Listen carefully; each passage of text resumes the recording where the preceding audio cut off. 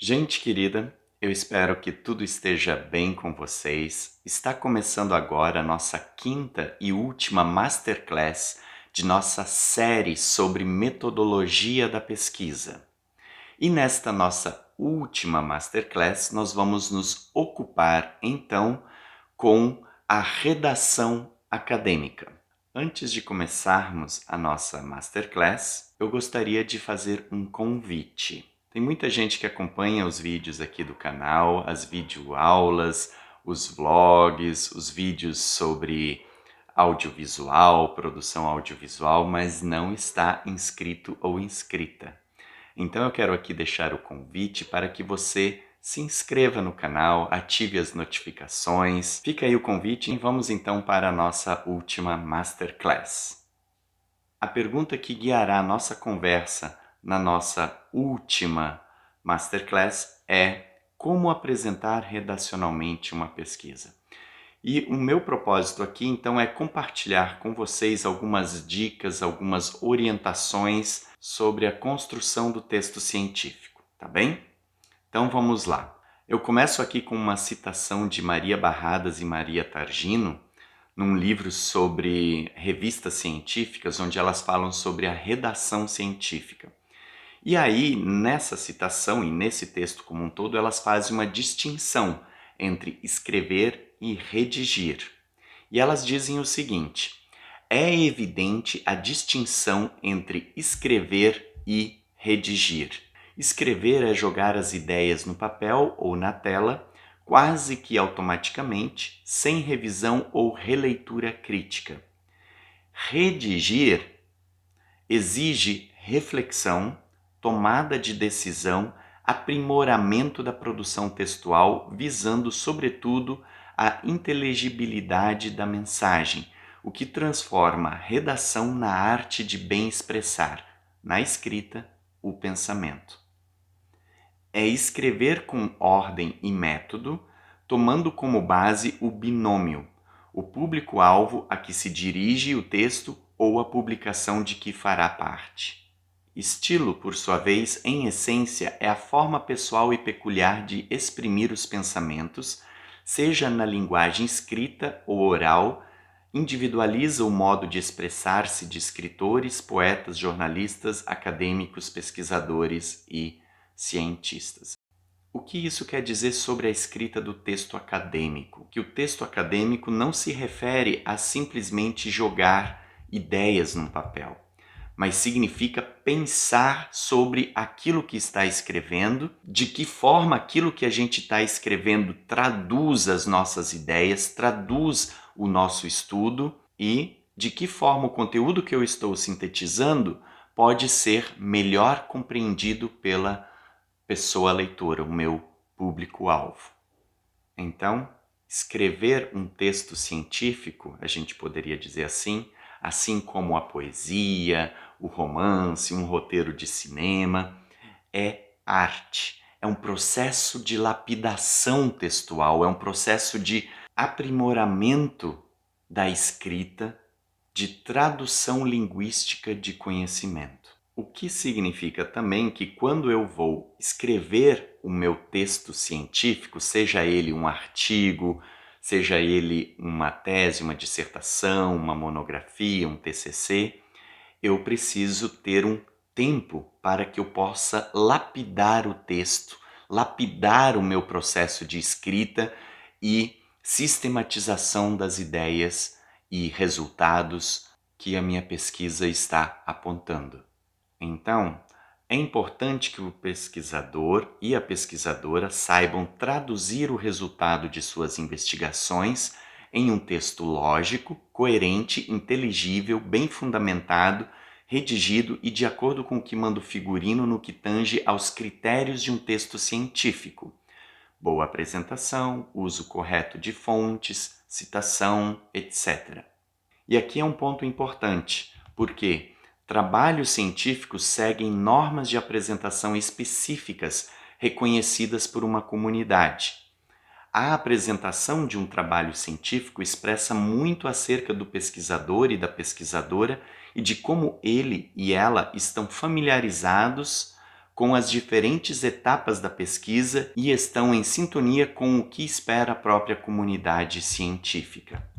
A apresentação de um trabalho denota a dedicação e a seriedade do pesquisador e da pesquisadora durante o processo de investigação científica. Um trabalho apresentado de maneira desleixada acaba causando má impressão sobre seu autor ou sua autora.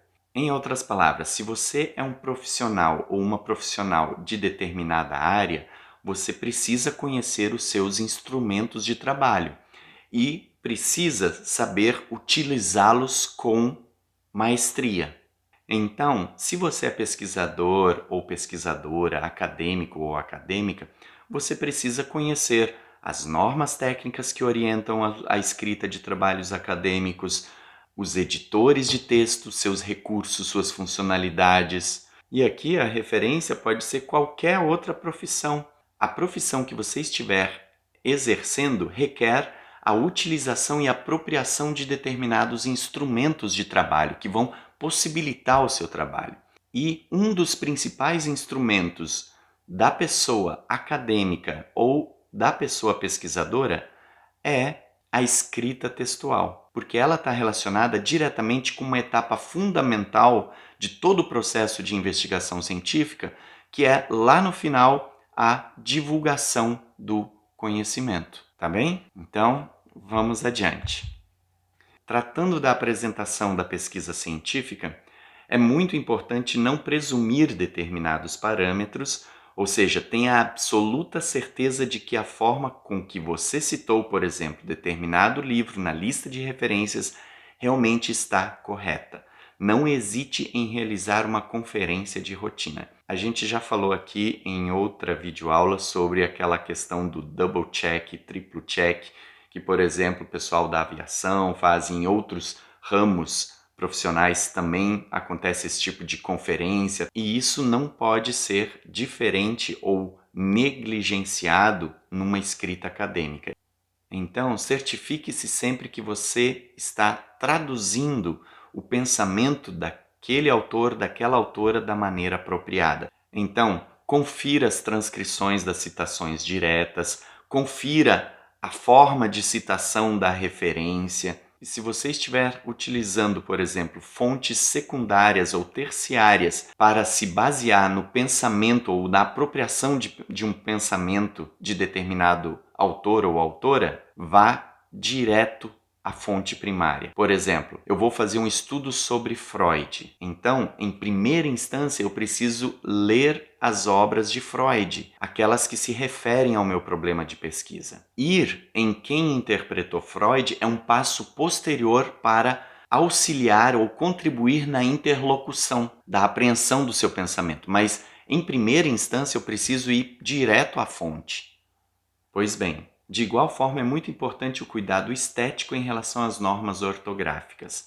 Não hesite em ter sempre um dicionário atualizado em seu editor de texto e não hesite em realizar a revisão ortográfica.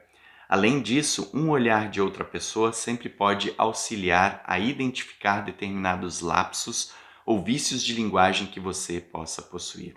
Isso aqui também é muito importante, verificar a ortografia. Se você tem dúvidas, sobretudo em termos que são parecidos ou que possam existir em duas formas diferentes de escrita correta, confira o significado que está implicado por meio de uma consulta ao Google ou a um dicionário especializado. Vou dar só um exemplo. Extrato com S e extrato com X. As duas formas existem, só que as duas palavras possuem significados diferentes, por exemplo. Ou um outro erro muito comum é confundir seção com C cedilha e seção com dois S's. As duas formas existem, os dois significados são diferentes.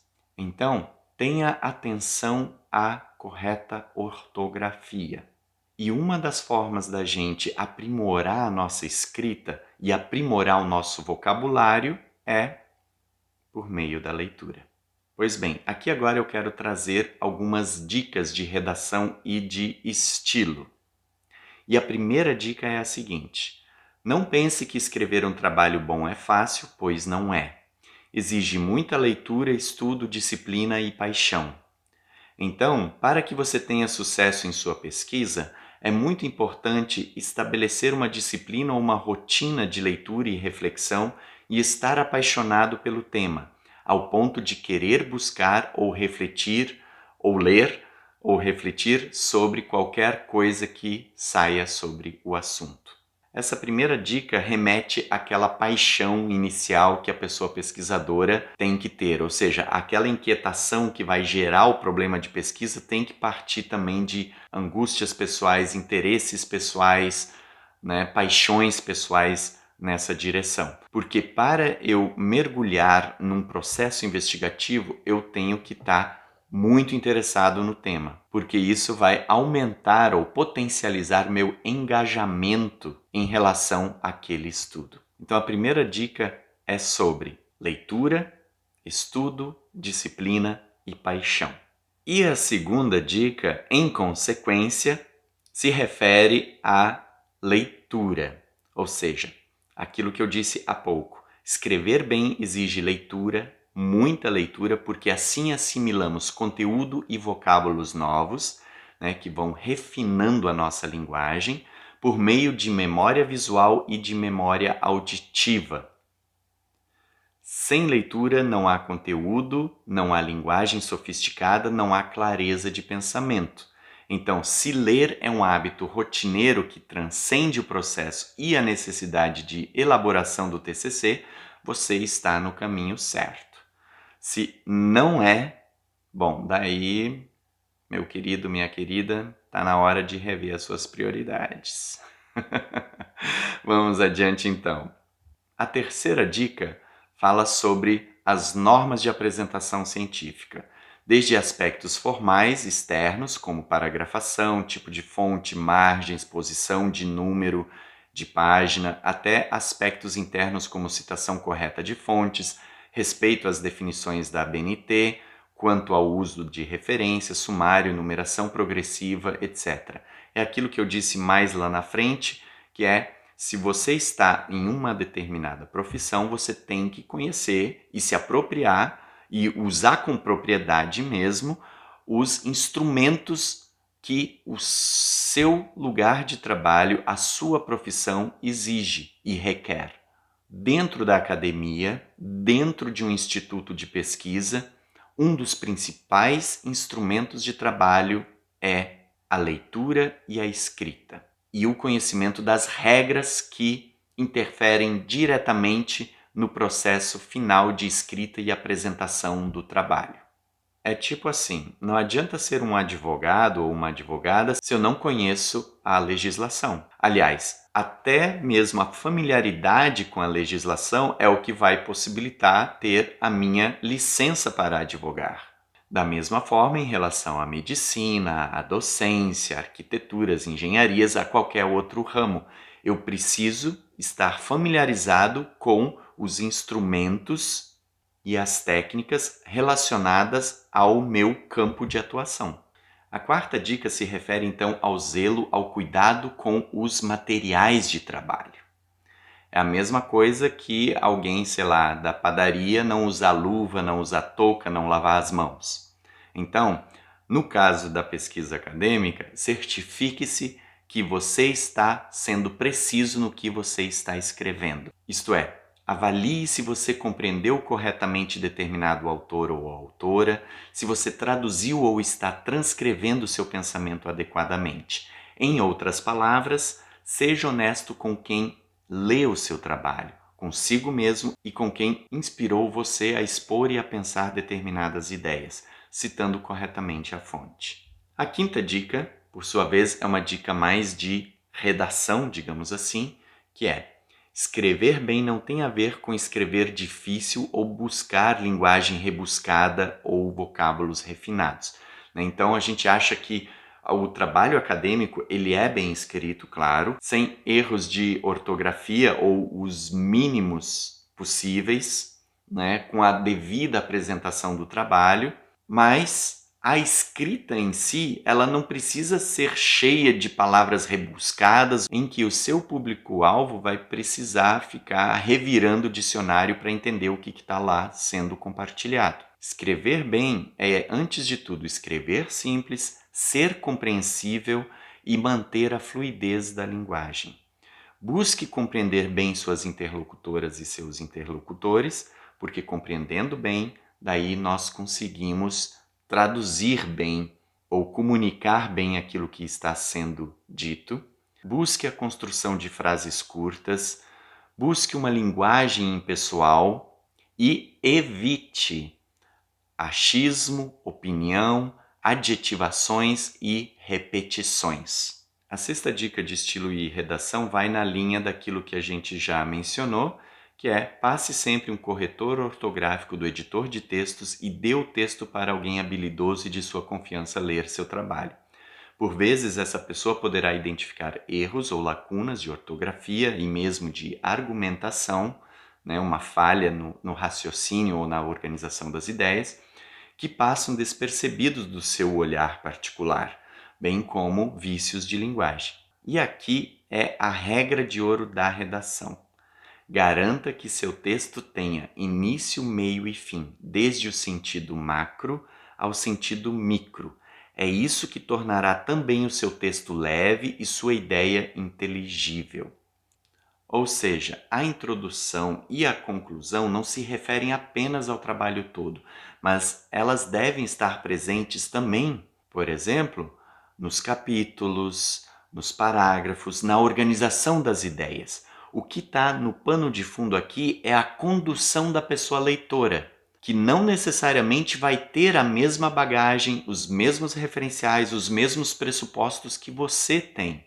Então, garanta que seu texto tenha sempre um início, meio e fim, desde o sentido macro ao sentido micro. Até mesmo um parágrafo, se a gente vai prestar atenção, um bom parágrafo, né? E aqui uma dica importante, nenhum parágrafo tem 3 linhas ou coisa assim. Um parágrafo de verdade, digamos assim, em um texto acadêmico, ele começa com um escopo, que na verdade é um tipo de introdução, aí ideia 1, ideia 2, ideia 3 em diálogo, porque uma às vezes está endossando ou justificando a outra, e no fim meio que uma conclusão com amarração para o parágrafo seguinte. Então, até mesmo a estrutura de um parágrafo decente, digamos assim, de 10 linhas, sei lá, 15 linhas, coisa assim, ele vai ter uma lógica de escrita com início, meio e fim. Então, é isso que a gente quer dizer com o início, meio e fim. Ele faz parte desde a organização de um parágrafo, passando para a organização de um capítulo, até chegar na organização do trabalho como um todo. Então, pensando no capítulo, também garanta que antes de começar e cair seco no desenvolvimento que aquele capítulo vai apresentar, faça uma introdução dizendo o que vai ser abordado, quais são os tópicos que aquele capítulo vai trazer, quais possíveis contribuições, por que é importante em relação ao todo do trabalho. Aí você desenvolve os tópicos, no final você faz uma amarração para o próximo capítulo. É importante um tipo de amarração entre os capítulos, então que seja num próximo capítulo, numa próxima introdução, de você chegar e dizer, olha, no capítulo anterior nós vimos isso, e agora nós vamos nos ocupar com isso, e isso é importante por causa disso, daquilo e daquele outro. Ou seja, você faz uma conexão e uma costura entre os diferentes capítulos. Então você conecta as ideias que estão apresentadas nos diferentes capítulos. Isso vai dar uma unidade redacional que não está apenas na introdução e na conclusão, mas que vai perpassando e costurando todos os capítulos. Tá bem? E aqui é importante nós falarmos sobre o plágio. De acordo com Débora Diniz e Ana Terra, elas têm um livro muito bacana sobre plágio. Elas vão dizer que o plágio é uma apropriação indevida e não autorizada de criação literária. Isso significa que um pseudo-autor se apossa de um texto ou de partes dele e o apresenta como seu. Essa é a caracterização mais básica de plágio. É quando você não menciona de onde você tirou as suas ideias. Ah, mas isso aqui fui eu que pensei do nada. Você está inserido em um contexto. Você faz parte de uma comunidade científica. Agora eu estou me referindo especificamente às pessoas acadêmicas e às pessoas de institutos de pesquisa, estudantes e tudo mais. Você, fazendo o curso que você estiver fazendo, você está integrado ou está se integrando a uma comunidade científica que possui uma tradição de pesquisa, uma tradição de abordagem de temas. Aquilo que está no seu pressuposto do cotidiano nada mais é que um conhecimento que já foi amplamente divulgado e se tornou senso comum. Ah, não, mas então essa ideia que eu estou falando é senso comum. Da onde veio essa ideia? E mais ainda, de que forma aquilo que está no senso comum reflete o conhecimento original? Porque às vezes a coisa vai adaptando, vai se perdendo, se descontextualizando. Vou dar um exemplo aqui. A religião é o ópio do povo. Frase de Karl Marx. Essa frase célebre é usada a rodo para falar da religião. Essa frase faz parte de um contexto, faz parte de uma situação. E ela está integrada dentro de um conjunto maior de reflexão do autor. Então, se a gente pega uma frase e expropria, a gente acaba perdendo o sentido original e o sentido de fato daquilo. Nessa direção, é muito importante nós irmos sempre em busca das fontes, em busca dos argumentos, em busca do contexto. Porque no fundo, é isso que é pesquisa. É construir um pensamento sólido, um conhecimento sólido, organizado, verificado, documentado e seguro para as pessoas. Por isso eu não posso dizer simplesmente o que eu acho, o que eu concordo, o que eu não concordo. Você concorda ou concorda com base em quê? Qual é o argumento? E esse argumento está certo ou está equivocado em relação ao argumento que você está apresentando? É interessante problematizar isso porque isso é uma tendência da nossa sociedade contemporânea do século XXI, que é o uso excessivo de opinião, o uso excessivo de informação, que é diferente de conhecimento. E isso são aspectos que o Jorge La Roça traz naquele texto lá sobre experiência, que é muito interessante. As pessoas não experimentam mais, não estão abertas para o novo, porque elas se sentem meio que na obrigação de a todo momento ficar emitindo opinião, de buscar simplesmente uma informação sem ter o contexto ou qual é ou de entender qual é o impacto que determinada informação tem, aonde ela está situada, de fazer tipo a conferência básica, que é o pressuposto básico de toda ciência e toda pesquisa científica. Isto é o mínimo de senso crítico sobre aquilo que está sendo dito. E isso costuma ser exacerbado, sobretudo quando entram dilemas éticos em pauta. Ah, eutanásia, aborto e não sei o que. Você é contra ou a favor? Contra ou a favor a quê? Em qual circunstância? Qual é o contexto? O que tem acontecido? Ou seja, as coisas não são simples, antagônicas. Elas são complexas. Então, antes de emitir uma opinião e dizer o que acha, pode até dizer isso no cotidiano, ou fazer isso no cotidiano, mas não na academia.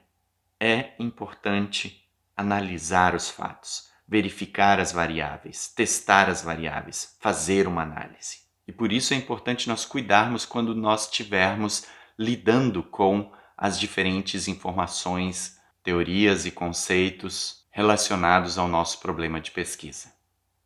Pois bem, e o plágio, isso é um ponto importante, né? Porque o plágio ele consiste na violação dos direitos de propriedade intelectual, conforme previsto pela Lei 9.610 de 19 de fevereiro de 1998, especialmente pela leitura dos artigos 7, 22, 24 e 46. A violação dos direitos de propriedade intelectual é punida pelo Código Penal, o Decreto-Lei 2.848, né, de 7 de dezembro de 1940, artigos 184 a 186, que falam justamente da questão do direito autoral, cuja nova redação foi dada então pela Lei 10.695 de 1º de julho de 2003 e tem previsto desde pagamento de multa até reclusão, dependendo dos casos. E, a partir da leitura desses documentos, é possível asseverar que o plágio se constitui como ofensa aos direitos autorais, o desrespeito ao inciso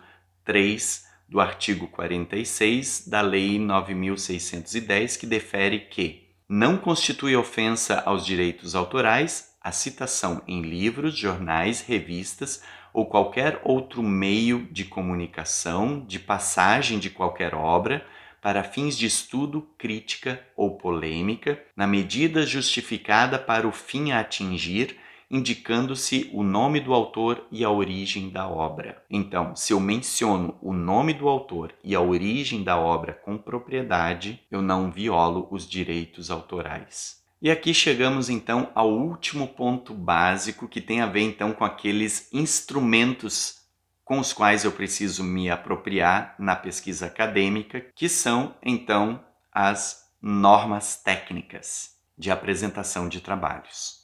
Então, uma das questões relacionadas ao projeto e ao artigo científico é a apresentação técnica do texto. No Brasil, essa apresentação técnica é proposta pela ABNT, cujas normas técnicas são adotadas pela maioria das faculdades do país, visto que há áreas do saber que se valem de outros formatos normativos para apresentação técnica do texto científico. Vancouver, American Psychological Association, Modern Language Association, que são os mais conhecidos e utilizados. Mas quais são as normatizações para a apresentação de trabalhos acadêmicos? São aquelas normatizações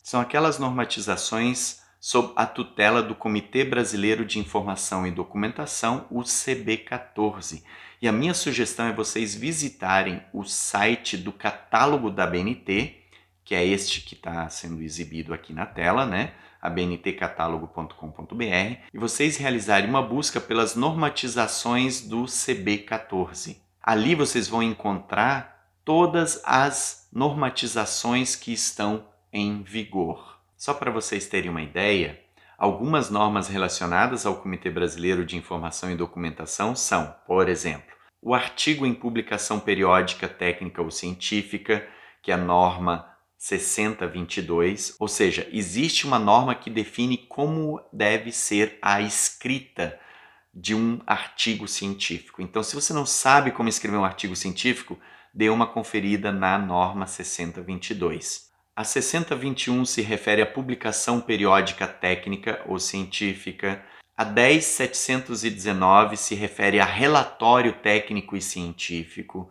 A 6027 se refere a sumário.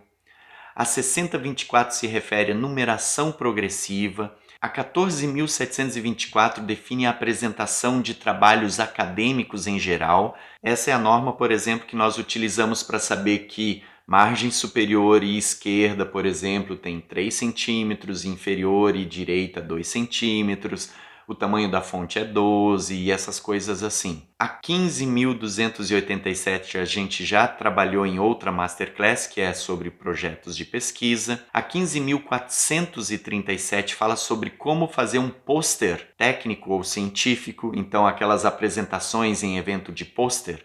Existe uma norma técnica que regulamenta como deve ser um pôster. A 6029 fala sobre a apresentação de livros e folhetos, 6034 sobre o índice, que é diferente de sumário. O índice é uma seleção de vocábulos recorrentes que serve para consulta rápida de informações. Tem a norma sobre lombada, tem uma norma sobre resumo de trabalhos acadêmicos, norma sobre citações em documentos, que a gente usa bastante na escrita acadêmica. E a 6023, que eu acho que é uma das mais famosas dentro do espectro do trabalho acadêmico, que é como elaborar as referências. De todo modo, as principais normas da ABNT são as seguintes, as utilizadas em trabalhos acadêmicos e ou científicos. A 14.724, que é a apresentação geral de trabalhos acadêmicos, a 6023, que é sobre a elaboração de referências, a 10.520, que é o uso de citações em documentos, a 6028, que é sobre os resumos, a 6027, que é sobre o sumário, e a 6024, que é sobre a numeração progressiva, ou seja, como enumerar capítulo 1, capítulo 2, os subtópicos, as características que precisa ter, a tipografia, por exemplo, do tópico 1 do capítulo 1, essas coisas assim. Nesse sentido, Importa ressaltar que algumas opções as normas da ABNT deixam em aberto, como, por exemplo, o tipo de fonte, o tamanho da fonte na citação direta longa, né? Por exemplo, a NBR 14.724, quando fala da apresentação de documentos, apenas diz que a fonte da citação direta longa precisa ser menor que o tamanho de fonte utilizado como padrão no texto. Continuando, o tipo de grifo de destaque das obras referenciadas, etc. Essas questões elas são definidas pela instituição de ensino superior, essas particularidades que a ABNT deixa aberto. Então, além de consultar a ABNT, é muito importante consultar aquilo que a sua instituição de ensino definiu como padrão. É importante atentar-se às diretrizes para pessoas autoras em periódicos e outros sites de divulgação científica. Por mais que periódicos nacionais utilizem a ABNT, há diversas particularidades assumidas por cada instituição ou conselho editorial, com divergências inclusive ao que propõe a própria ABNT. É importante ressaltar que a ABNT é uma recomendação prudente, mas não uma obrigatoriedade direta. É um padrão que é assumido e reconhecido pela comunidade. Pois bem, e para resumir, então, é importante que o pesquisador e a pesquisadora saibam traduzir o resultado de suas investigações em um texto lógico, coerente, inteligível, bem fundamentado, redigido e de acordo com o que manda o figurino no que tange aos critérios de texto científico. O plágio se configura como uso de obra de outrem sem a atribuição de autoria, constituindo-se como violação do direito autoral da obra. A Associação Brasileira de Normas Técnicas orienta a normatização de trabalhos acadêmicos e científicos, bem como publicações por meio do Comitê Brasileiro de Informação e Documentação, o CB14. E aqui então estão as referências que foram utilizadas para embasar aqui a nossa conversa. Eu espero que você tenha gostado dessa série de vídeos sobre metodologia da pesquisa. Caso você tenha alguma dúvida, alguma sugestão, alguma dica adicional, por gentileza, deixe nos comentários. Se você gostou desse vídeo, deixa aí o seu joinha, aproveite para se inscrever no canal. Eu vou ficando por aqui e a gente se vê num próximo vídeo.